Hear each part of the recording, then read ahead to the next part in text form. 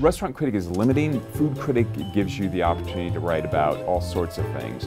And that's one thing that I love about my job. Food involves, politics and health and the economy, and it's just unlimited what you can write about. This is not exactly how you look. This is not exactly how I look. Okay. Correct. I still think the element of surprise is really important to what I do. And if they know I'm going to be coming, they can set things up in a way so that I'll have a better experience, perhaps, than I would otherwise would. How did you wind up here at the Post with one of the most successful and loved/feared sections of the newspaper? And so I graduated. I was waiting to take the Foreign Service exam.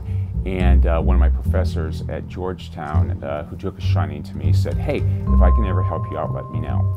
He was an investigative reporter at the Washington Post and worked for Bob Woodward, and got me a job at the Washington Post as a copy boy. About a year into this job, both the food critic and Bob Woodward were looking for assistants. I thought, well, I love to eat. I followed the restaurant reviews of the Washington Post, and the critic was the much feared Phyllis Richmond. So I applied for both jobs, and I got a very nice thanks but no thanks from Bob Woodward. And Phyllis Richmond became my boss. And that job entailed answering phones, dealing with angry readers or happy readers, and testing the bulk of the recipes for the food section. So that was really my cooking background.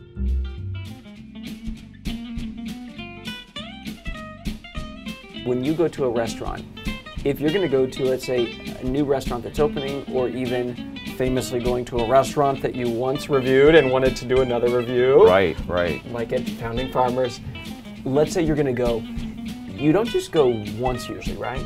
I always go for starred reviews in the Sunday magazine. I always go at least 3 and sometimes as many as 5 or 6 times. And the reason we do that is, one, I couldn't possibly rate the restaurant after one visit, even if I went with like 4 people. And going multiple times, Monday nights are different than Tuesday lunches are different from Saturday nights are different from Sunday brunches, right? So by going 2 or 3 times, you really get a sense of the rhythms and the patterns of different restaurants.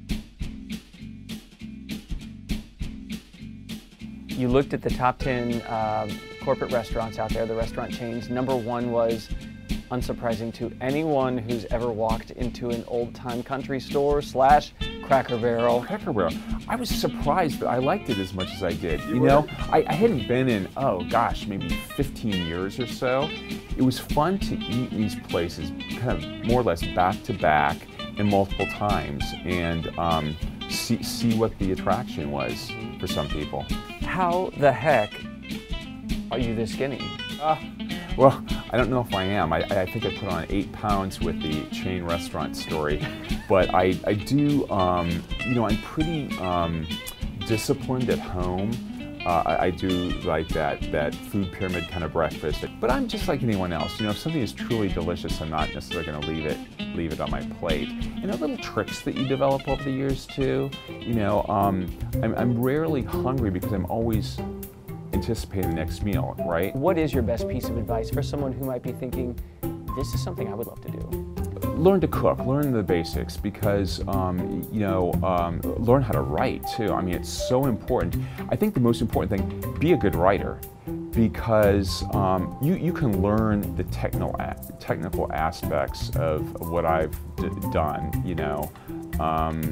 I certainly did, but I think write, like practice, and then show it to somebody who you respect, an editor, a friend who's a good writer or something, because basically what I'm doing is writing about things that I'm putting in my mouth week after week, right?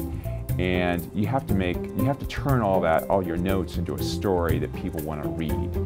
So you don't just recite, you are really doing an analysis, a critique of the entire experience. Sure. Increasingly, I used to think food was everything, and food still counts for half of the star rating that I give a place. But increasingly, people go to restaurants not just to sort of refuel or for sushi or a steak or whatever.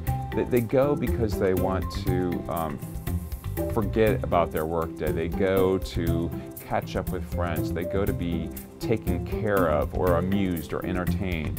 My ultimate job is to look after the consumer. You know, I mean, I don't see my job as being a cheerleader necessarily for the restaurant industry, but to look out for people who work really hard